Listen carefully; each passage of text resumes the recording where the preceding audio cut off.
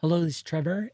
In this video, we're going to walk through TrapTrack, which was a CTF challenge in Hack the Box Cyber Apocalypse 2023. So let's get started. Here's all the code for the application. One of the first things I did is I noticed that in the, not the Docker file, but in the application config. So challenge application config. I noticed that the admin username and password were static. And so as soon as I saw that, I went to the challenge and booted up the remote portion and tried to log in as admin, and it worked. So I knew that, I had at least admin access to the application and could work forward from there. Next, as I was looking through, I did find in the the challenge worker main, let's pickle. What I found here was that the application will store jobs in Redis that are pickled. And this serialization is vulnerable to deserialization if we can get a malicious serialized object into the database. The problem or one of the issues that you'll run into when doing this is that this pickle can't be part of like a bigger object. Like in this case, it was a dictionary that we're actually loading into. And sorry for some of these prints. These are from me messing around as I was trying to solve that, not part of the original. But so we need to get the whole object to be our pickled data rather than just a portion of it. And you can see it needs to be base 64 because at base 64 encodes it when loading the serialization and decodes it when turning from deserializes the object. All right. And then finally, I found that, that's what we needed to do, right? Is we needed to somehow get a serialized object into the database. This uses Redis to set everything up, and it listens on the localhost 6379. The application itself, admin, has the functionality of it has these trap tracks where you could do blah and type in anything here, which if I had something in mind, I would put in, but we'll just do www.google.com and we'll add that. And what it's going to do is it's going to perform what it's calling a health check, where it sends out a curl request and checks the response. And if it gets a response, it's going to mark this as green and call it completed and see as it's good. The code that does that health check is here in challenge worker health check. We can see that it uses PyCurl.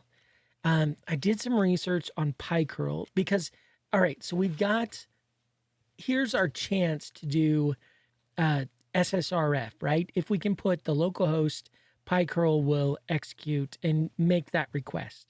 And then we point that to the Redis server, and there's the possibility that we could overwrite one of the TrapTracks that URLs that are there. That was my plan anyway. The problem is that if you use normal HTTP, that request is going to come through with a host and a few other headers that will error out Redis. Redis will kick it back saying, I don't know what this is, and not process anymore. So we needed a way to make the request without those headers. And so after some research, found out Gopher is a thing. So we can do netcat. We'll listen on 127.0.0.1 and port, I don't know, 5050.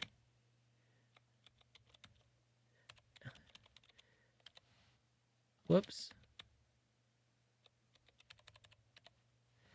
And then we can do curl Gopher 127.0.0.1 5050 and put in like what we think we want it to be. So like H set, and I'll just put blah here.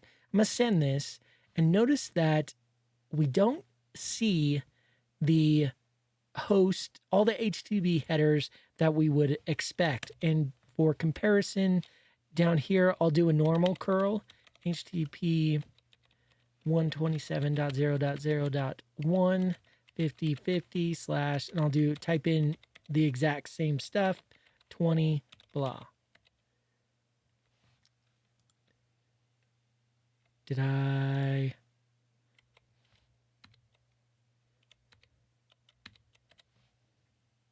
mess up somehow? There we go.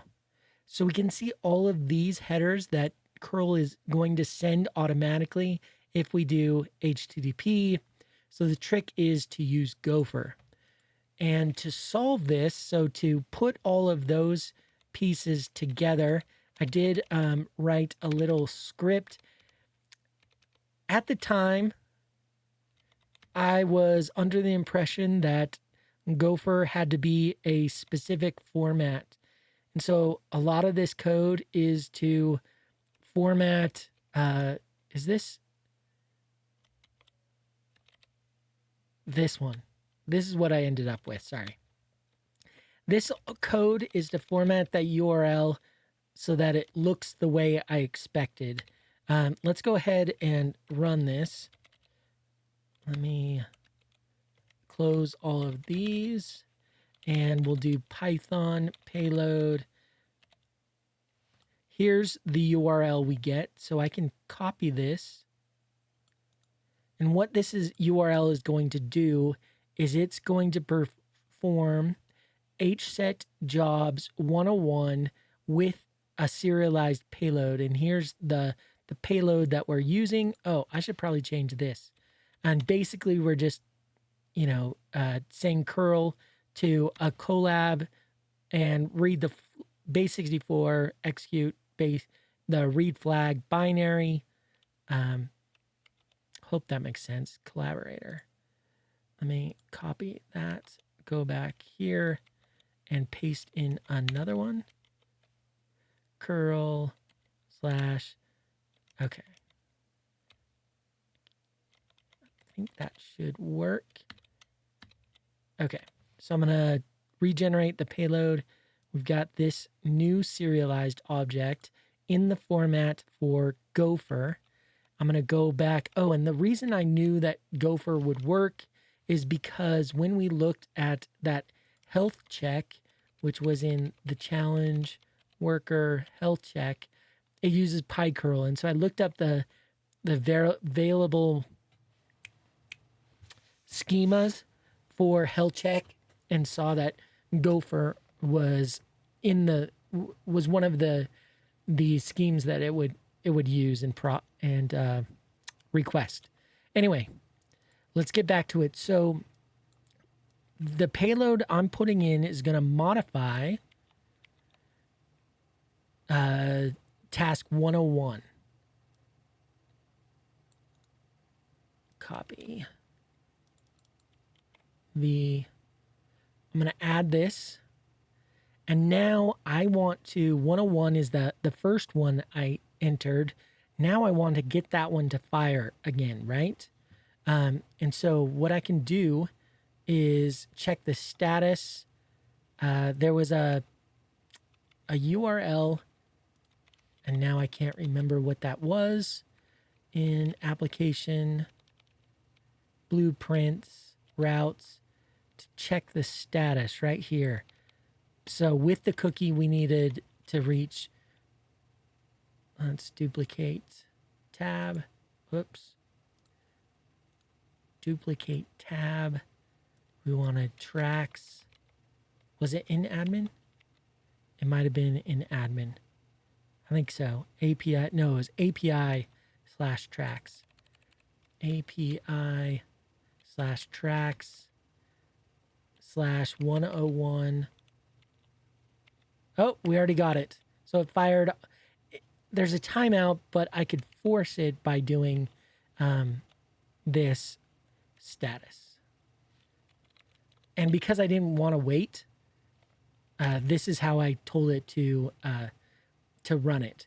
Job doesn't exist, and that's mainly because we wrote it, this signaling that it did execute.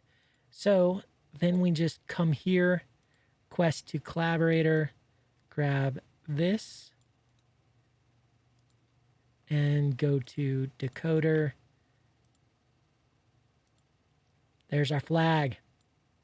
This was quite challenging for me. And I saw in another write-up now that I didn't have to do all of this encoding. This took me a while because I thought I had to do it with an asterisk with the, so this was asterisk and then the length, the number of words in the command I was going to run, and then a $sign with the length of the first word, which was hset, a $sign with the length of the second word. That's how I ended up doing it. I saw someone else that didn't format it this way, and it looked like it worked. I don't know. Anyway, if you have any questions, let me know. Otherwise, I'll see you in the next one. Thanks so much. Goodbye.